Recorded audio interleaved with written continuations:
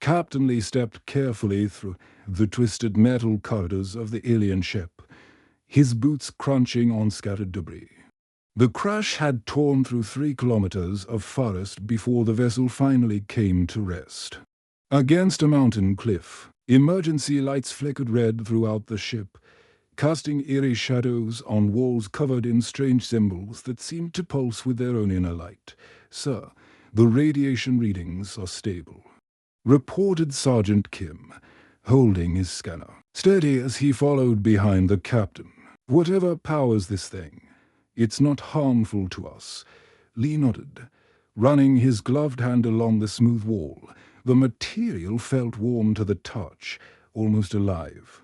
Unlike human spacecraft with their harsh angles and utilitarian design, this ship flowed like water frozen in time. Every surface curved gracefully into the next, as if the entire vessel had been grown rather than built. "Movement sensors are picking up something in the rear section," called out Private Park from up ahead. His voice echoed strangely in the alien corridors. Could be survivors. The team moved deeper into the ship, passing rooms filled with equipment they couldn't begin to understand. Crystalline structures hummed with energy, and panels covered in flowing symbols continued to shift and change as they watched. In one chamber, they found what looked like a garden.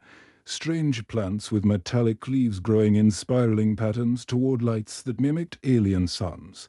"This is incredible," whispered Dr. Choi, the team's scientist. She pulled out her camera, documenting everything. "Their technology is decades ahead of us, maybe centuries. Look at how they've integrated organic and mechanical systems." As they approached the medical bay, Lee heard it, a soft sound, almost like singing, but unlike any human voice. The melody was hauntingly beautiful, rising and falling in patterns that made his heart ache with longing for something he couldn't name. The medical bay doors opened with a whisper, revealing a room bathed in soft blue light, equipment-lined. The walls, some pieces hovering in midair, without visible support. In the center of the room, on a bed that seemed to mold itself to her body, lay their first alien. She was beautiful in a way that transcended species. Her skin shimmered like liquid silver, and her graceful arms lay at her sides. Her face was delicate, almost human, but with large eyes that held depths like looking into space itself. Those eyes turned toward them as they entered, and Lee felt his breath catch. There was intelligence there, and pain, but not fear. "My God," breathed Sergeant Kim, "she's real. We're actually looking at someone from another world." The alien tried to sit up, and Lee saw the extent of her injuries. Purple fluid, probably blood, stained bandages that appeared to be made from the same living material as the ship. Her upper left arm was clearly broken, and cuts covered her face and hands. "We need to contain her immediately," said Dr. Cho, pulling out a medical scanner. "Think of what we could learn. Her physiology, her biology, how her species evolved. This could change everything we know about life in the universe. Sir, we should establish a secure perimeter," added Park. "We don't know if she's dangerous, or if there are others coming." Lee watched the alien's face as his team spoke. Her large eyes moved from person to person, and he could swear he saw understanding there. When those eyes met his, he felt something pass between them, a recognition of shared intelligence, shared consciousness. "No," Lee said quietly, stepping forward, "we treat her injuries first." "But Captain," Dr. Choi protested, "the intelligence value alone." I said no. Lee's voice carried the authority of his commanding respect among his people. "Look at her. She's hurt, probably scared, definitely alone. Intelligence can wait. Right now, she needs help." He approached the bed slowly, his hands visible and empty. The alien watched him come, her breathing shallow but steady. When he reached for the medical supplies scattered on a nearby table, she didn't flinch or try to move away. "It's okay," Lee said softly, knowing she probably couldn't understand his words but hoping his tone would convey his intentions. "We're going to help you." Her skin was warm under his touch as he gently examined her injuries. The broken arm would need to be set, and several of the cuts required cleaning and new bandages. As he worked, she watched his face intently, those incredible eyes never leaving his. The most amazing part wasn't her appearance or her advanced technology. It was the trust, despite being surrounded by unknown beings in a strange place. Despite her pain and the loss of her ship, she should know fear. Instead, as Lee carefully cleaned her wounds and applied fresh bandages, something like gratitude flickered in her expression. "Sir," whispered Kim, "her vital signs are stabilizing. Whatever you're doing, it's working." Lee finished bandaging the last cut on her face, his movements gentle and precise. When he was done, the alien slowly raised one of her uninjured hands and placed it over his. Her skin was incredibly soft, and he could feel a slight vibration, like a quiet purr. "You're welcome," he said, and somehow he knew she understood. Dr. Kim sat cross-legged on the floor of the makeshift laboratory, surrounded by whiteboards covered in mathematical symbols and crude drawings. For 3 days straight, she had been trying every method she could think of to communicate with their alien guest. Coffee cups and energy drink cans littered her workspace, evidence of sleepless nights spent wrestling with the greatest challenge of her career. "Try the prime numbers again," suggested Sergeant Park, peering over her shoulder at the latest attempt.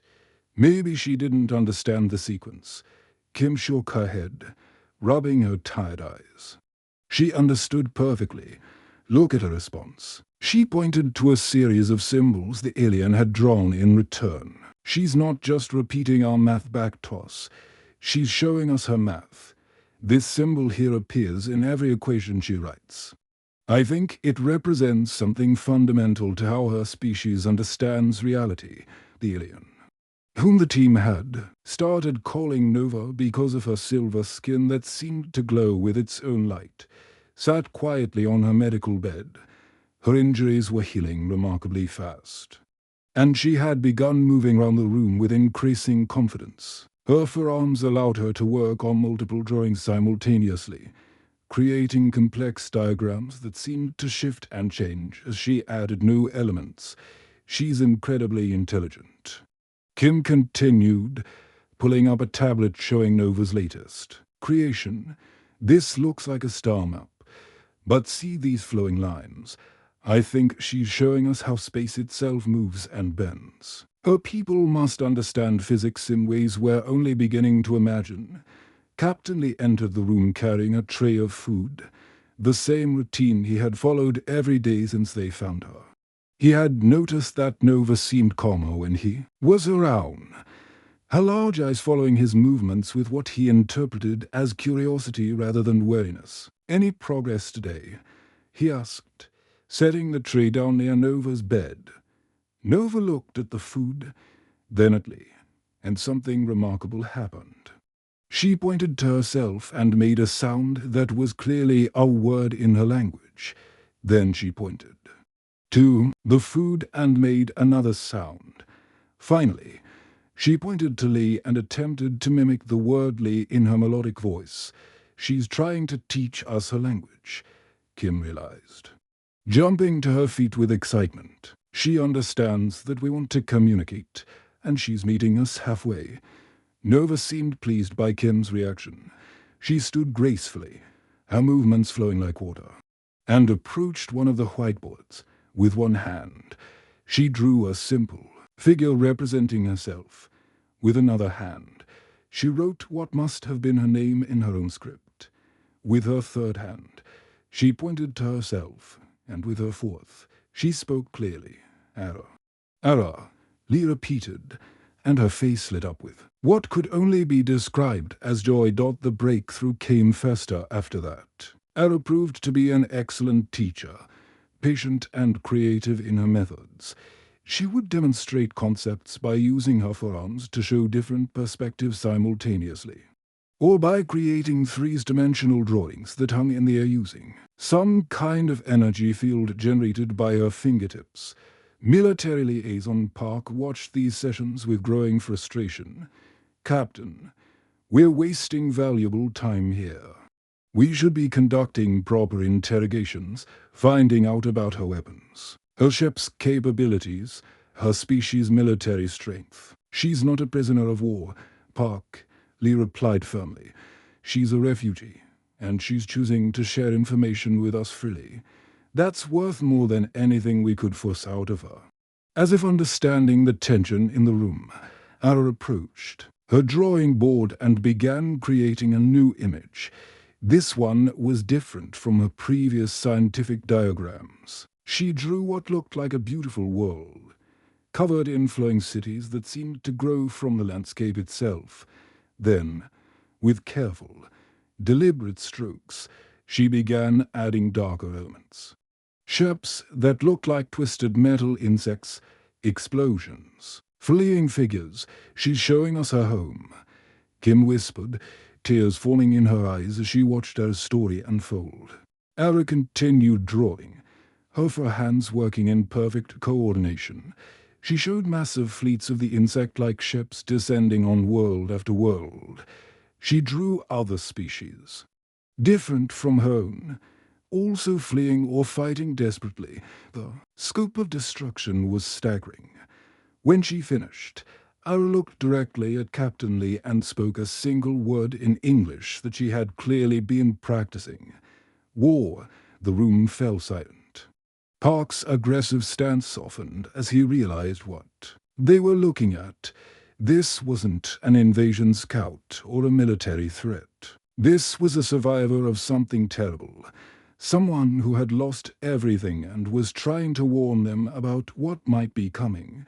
Lee stepped forward and gently touched Ara's shoulder. "You're safe here," he said softly. "We'll protect you." Ara seemed to understand his meaning, if not his exact words. She reached into a small pouch at her belt and pulled out what looked like a crystalline device. When she activated it, it projected a three-dimensional map of local space, showing star systems and travel routes. She pointed to one distant system, then to herself, indicating her home. Then she traced a path through space that led directly toward Earth's solar system. "They're coming here," Kim realized, her voice barely a whisper. Ara nodded gravely, then did something that surprised everyone. She placed all four of her hands over her heart and spoke a phrase in her musical language. Though they couldn't understand the words, the meaning was clear. She was pledging herself to help them prepare for what was coming. Captain Lee had brought her food and sat with her through long nights when nightmares from her destroyed world kept her awake. Now, she was offering to stand with humanity against the darkness that had consumed her own people. The translation device hummed softly as Dr. Kim made final adjustments to its crystalline core. 2 weeks of painstaking work had gone into building this marvel of human and alien technology combined. Ara had provided the theoretical framework from her people's science, while Kim had figured out how to make it work with Earth's materials and energy systems. Testing. Kim spoke into the device. A moment later, melodic alien words flowed out in Ara's musical language. Ara stepped forward, her silver skin seeming to glow brighter with excitement. When she spoke into the device, her words came out in perfect English. "Can you understand me now?" "My friends," the entire research team broke into cheers. Captain Lee felt a surge of pride watching his people celebrate this incredible achievement. They had just accomplished something that would have been pure science fiction only months ago. "Ara," Lee said, approaching the device, "we've been waiting to hear your story." Ara's expression grew serious, her hands clasping together in what they had learned was a gesture of deep emotion among her people. My story is not a happy one, Captain Lee, but you deserve to know the truth about what is coming for your world. She activated her holographic projector, filling the room with a three-dimensional map of a section of the galaxy. Beautiful worlds appeared in the display, each one unique and vibrant with life. Arrow pointed to one that glowed with silver cities that seemed to flow like liquid across its surface. This was Vilhart, my home world. We are called the Vale, and for thousands of your years we lived in peace. We were scientists, artists, philosophers. We believed the universe was vast enough for all conscious beings to find their place among the stars. The hologram shifted, showing other worlds populated by different species. Some had crystalline beings that looked like living gemstones. Others showed creatures that resembled Earth's dolphins but with multiple fins and the ability to fly through both air and space. Each species was unique, beautiful in its own way. We formed what you might call a federation, or a continued. Dozens of species working together, sharing knowledge and culture. We thought we had found paradise among the stars. Then the hologram changed, and darkness crept across the display. Ships appeared that looked nothing like the graceful vessels of the peaceful species. These were angular, predatory things that seemed designed for only one purpose: destruction. They called themselves the Dominion.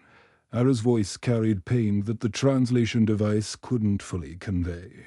We never learned where they came from originally. They don't create. They don't build. They don't discover. They only consume. Every species they encounter faces the same choice: submit and become slaves, or be completely destroyed. The holographic display showed battle after battle. Peaceful worlds burning under Dominion attacks, ships fleeing through space, carrying refugees from destroyed civilizations. The scope of the destruction was staggering. They came to our sector 50 of years ago, I said, her voice growing quieter. World by world, species by species, they crushed everything we had built. Some of our allies tried to negotiate. The Dominion enslaved their strongest members and killed the rest. Others tried to hide. The Dominion hunted them down like animals. Sergeant Park leaned forward. His military training focused on tactical details. What kind of weapons do they use? How many ships? What are their weaknesses? Ara's hologram shifted to show Dominion technology. Their ships bristled with energy weapons that could crack planets. They deployed robotic soldiers that felt no fear, no mercy, no hesitation. Worst of all, they had learned to corrupt the technology of conquered species, turning their own innovations against them. They are not just conquerors, Ara explained. They are a plague that spreads across the galaxy, growing stronger with each victory. By the time they finished with our sector, their fleet was 10 times larger than when they arrived. They use the resources of destroyed worlds to build more ships, and they force-captured scientists to improve their weapons. Dr. Kim stared at the tactical displays with growing horror. How did you escape? I was part of a research team trying to develop new faster-than-light travel.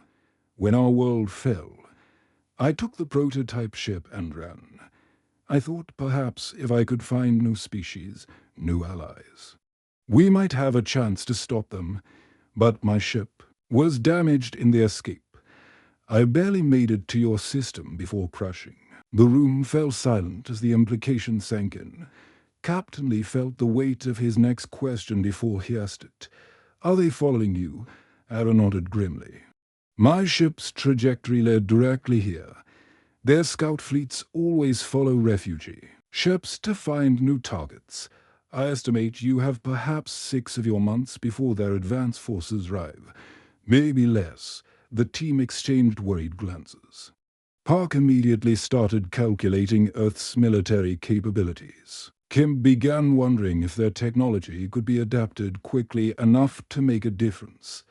Others whispered about evacuation plans and hiding strategies. "We need to contact Earth Command immediately," Park said, reaching for his communication device. "Get our fleets to the outer system.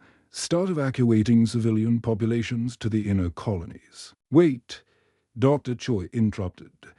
"Maybe we should consider surrender. If this Dominion is as powerful as she says, fighting them would be suicide. At least some of humanity might survive as slaves." "No," said Lieutenant Han firmly. "We run, take. Our fastest ships scatter across the galaxy. Some of us might escape to rebuild somewhere else." The arguments grew louder as fear and desperation took hold. Some wanted to fight, others to flee. Still others to negotiate. The room filled with raised voices and competing plans.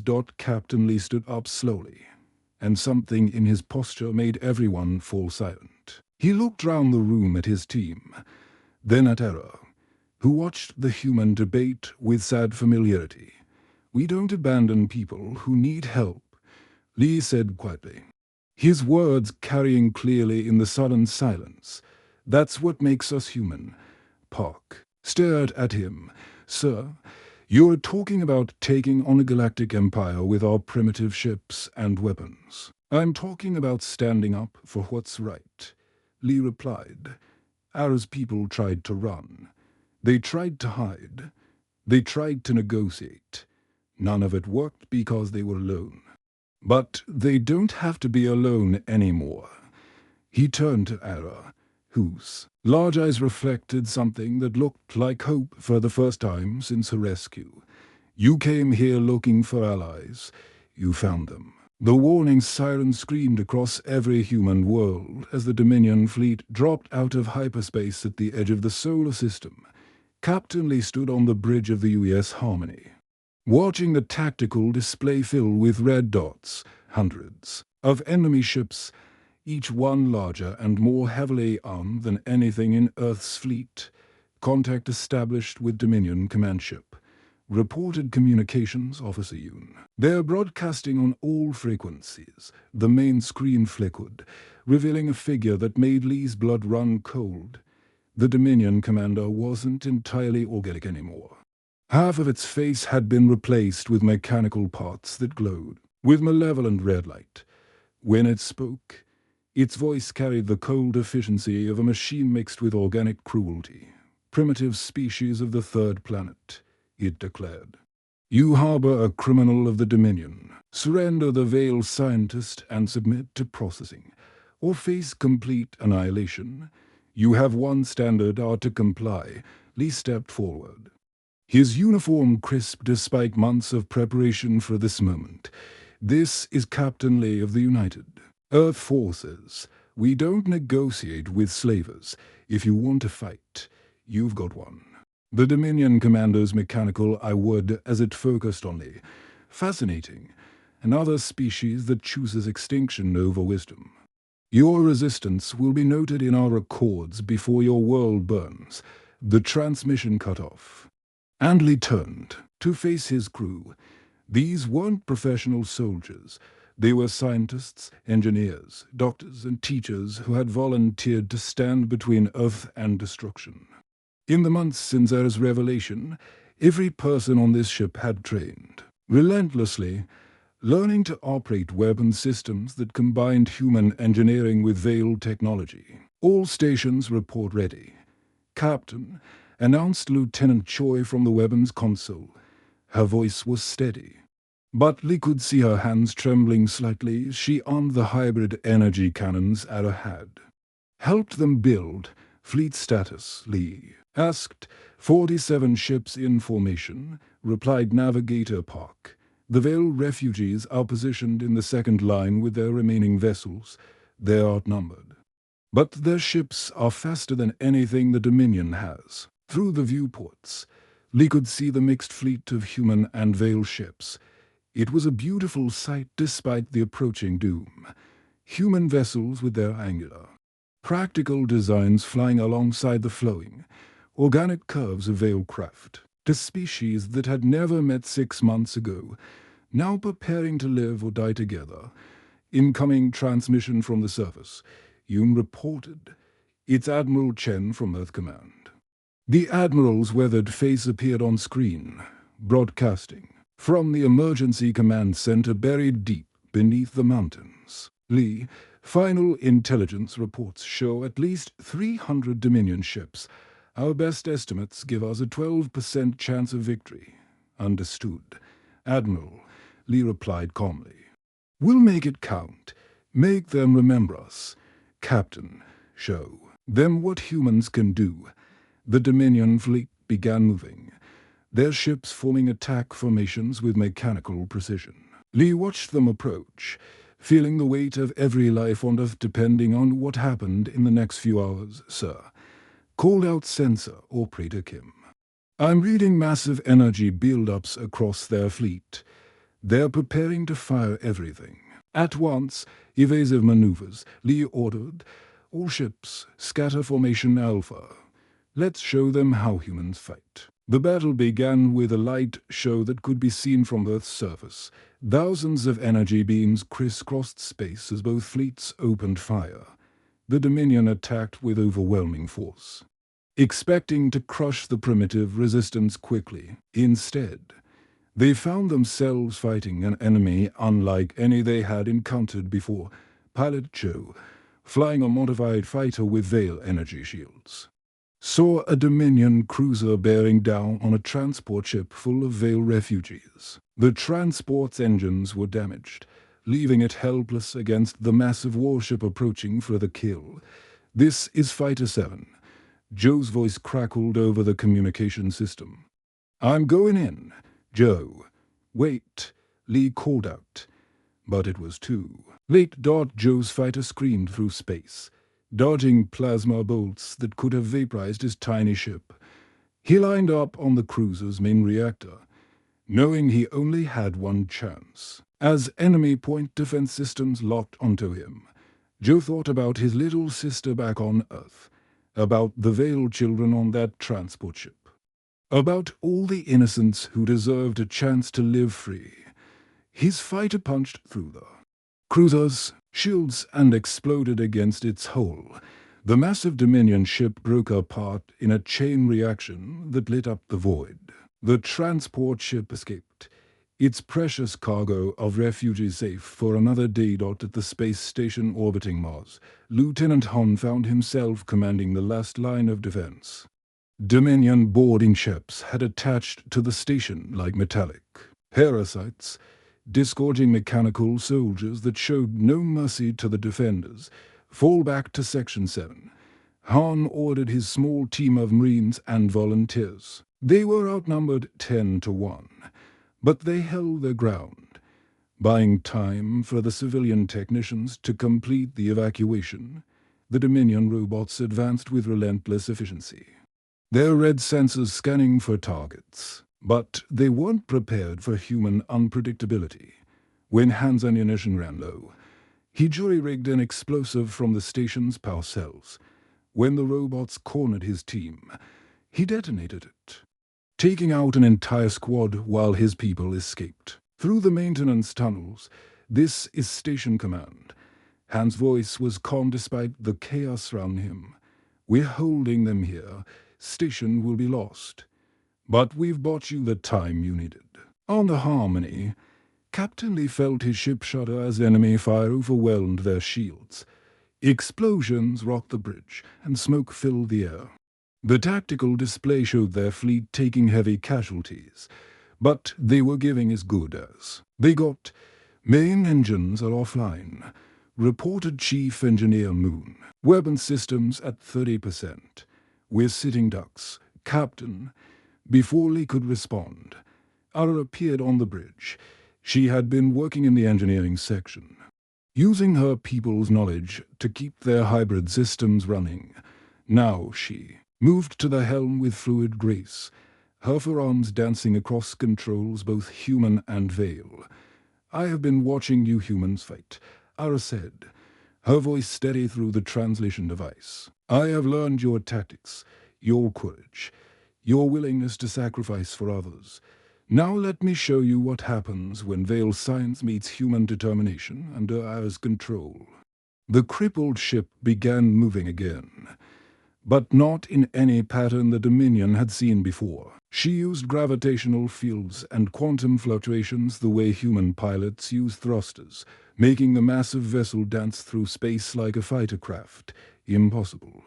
Breathed the navigator as they watched the tactical display. The Harmony was weaving between enemy ships, its remaining weapons finding weak points that only Veil sensors could detect around them. The combined fleet fought with desperate courage. Human ships used ramming attacks when their weapons failed. Veil vessels shared their energy with damaged human craft. Both species fought not just for survival, but for the right of all conscious beings to live free from tyranny. The Dominion had expected another easy conquest. Instead, they found themselves facing something they had never encountered before: two species fighting as one, each bringing their greatest strengths to bear in defense of all they held dear. The massive Dominion command ship hung dead in space, its hull cracked open like a broken egg. Round it, the debris of hundreds of enemy vessels drifted in the void, testament to a battle that had lasted 18 brutal hours against all odds. The combined human and Veil fleet had not just survived. They had won. Captain Lee stood on the bridge of the rebuilt Harmony, watching the enemy fleets retreat through long-range sensors. The surviving Dominion ships were fleeing at maximum speed, their formation scattered and broken for the first time in centuries. The galaxy's greatest predators had been forced to run from their prey. Final casualty reports. "Captain, Lieutenant," Yoon announced, her voice heavy with exhaustion and loss. "We lost 23 ships and over 1,000 personnel. But, sir, we saved everyone. Every civilian transport, every refugee ship, every space station. They're all safe." Lee nodded, feeling the weight of command settle on his shoulders. 4,000 brave souls had given their lives so that millions could live free. Their sacrifice would never be forgotten. "Sir," Communications Officer Park interrupted, "we're receiving transmissions from across the galaxy. Word of our victory is spreading faster than light itself." The main screen filled with incoming messages from dozens of species that had been hiding in the galaxy's dark corners, waiting for the Dominion's inevitable discovery. Crystalline beings from the Andromeda sector, gas-based life forms from the Spiral Arm Nebulae, even mechanical intelligences that had been created by long-dead civilizations and had spent millennia in hiding. "They want to form an alliance," Park continued, his voice filled with wonder. "Every species that ever fled from the Dominion is asking to join with us. They're calling it the Free Worlds Coalition." 3 months later, Captain Lee walked through the observation deck of New Haven Station. Humanity's first joint construction project with their alien allies. The station orbited Earth's moon, serving as both a symbol of cooperation and a guardian against future threats. The deck's massive transparent walls provided a breathtaking view of the construction yards where human and alien engineers worked, side by side. Sleek Veil ships with their flowing designs sat next to angular human vessels. Crystalline beings from the Kepler system worked alongside human welders. Their natural ability to manipulate matter at the molecular level perfectly, complementing human engineering expertise. "Your people never cease to amaze me," a familiar melodic voice said behind him. Lee turned to see Arrow approaching, her silver skin gleaming in the station's artificial sunlight. She had changed over the months since the battle. The sadness that had haunted her eyes was still there, but it was balanced now by hope and purpose. She said in perfect Korean, her pronunciation flawless despite the alien vocal cords, "Your people could have stayed hidden." Lee smiled, touched by her effort to learn his language. Few humans had bothered to master her musical tongue, But Ella had spent weeks learning Korean to honor the culture of those who had saved her life. "That's not who we are," Lee replied, gesturing toward the garden section of the observation deck. The space had been designed by both species working together. Human children ran between trees that grew in spiraling patterns, a gift from Vale. Agricultural science, Vale younglings, their small silver forms darting between the branches with forearmed grace.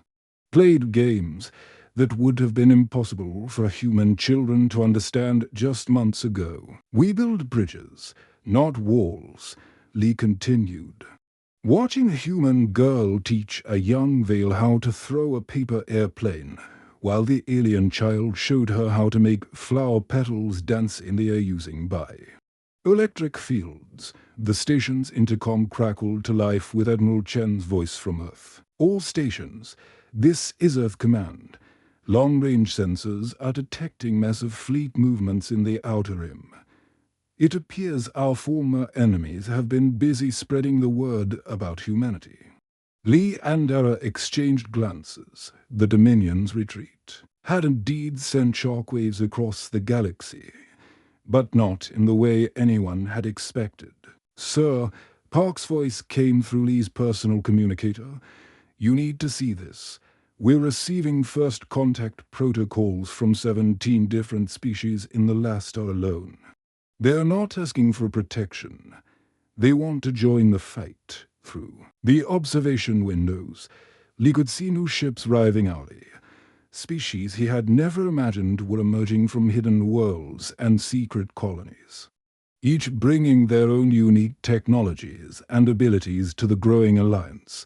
A month later, the first joint military operation launched from New Haven Station. The target was a Dominion slave world in the Centauri sector, where millions of beings from dozens of species lived in bondage. The rescue fleet consisted of ships from 47 different worlds, united under a simple principle that humanity had taught them: no conscious being should live in chains. Commander Joe, promoted after his heroic sacrifice had been revealed as a successful survival and rescue rather than a noble death, led the first wave of fighters. His ship was a marvel of interspecies cooperation, built with human engineering, Vale energy systems, and quantum processors donated by the mechanical intelligences of Sector 9. "This is Liberation 1 to all units," Joe's voice carried across the fleet channels. "Remember, we're not here to conquer. We're here to free people who can't free themselves." The attack was swift and decisive. Dominion garrison forces, accustomed to fighting desperate refugees and scattered resistance, found themselves facing a coordinated military assault backed by technologies they had never encountered. Worse for them, they were fighting opponents who believed in something worth dying for. The liberated world rejoiced as chains were broken and prison doors opened. Former slaves wept as they saw the sky again for the first time in decades. Children who had never known freedom took their first steps in sunlight, while their parents stared in wonder at the mixed fleet of liberators who had crossed the galaxy to save them. But the most remarkable moment came when the Dominion Planetary Commander, a cyborg creature that had ruled through fear for 30 years, found itself face to face with Captain Lee in the planet's former slave quarters. "You cannot defeat us," the commander stated with mechanical certainty. "We are eternal. We are inevitable. Even if you destroy every ship, every world, our idea will survive. The strong will always rule the weak." Lee looked round at the liberated beings helping each other, sharing food and medicine without regard for species or origin. Human medics treated alien injuries while refugee engineers helped repair damaged human equipment. "You're wrong," Lee said quietly. "The strong protect the weak. That's what makes them strong." News of the liberation spread faster than the fleets could travel. World after world rose in rebellion against Dominion occupation, knowing that help was coming. The galaxy's greatest empire found itself fighting a war on 1,000 fronts against enemies who refused to be conquered. Back on New Haven Station, I stood with Lee watching the latest batch of liberated refugees arrive. Among them were members of her own species, Veil survivors who had been enslaved for decades and had given up hope of ever seeing freedom again. One elderly Veil said to Lee in broken Korean, tears streaming down her silver face, "You are our hero." Lee shook his head gently. "We are all heroes here, every species, every individual who chose to stand up for what's right." The observation deck filled with the sounds of dozens of languages as beings from across the galaxy shared stories, compared technologies, and planned for a future none of them could have imagined alone. In the space of 1 year, humanity had gone from an unknown species on a single world to the catalyst for the greatest liberation movement in galactic history. The Dominion Empire, which had ruled through fear for millennia, found itself facing something it had never encountered: hope. As Lee watched human children playing with alien younglings in the station's gardens, he realized that the galaxy would indeed never be the same again.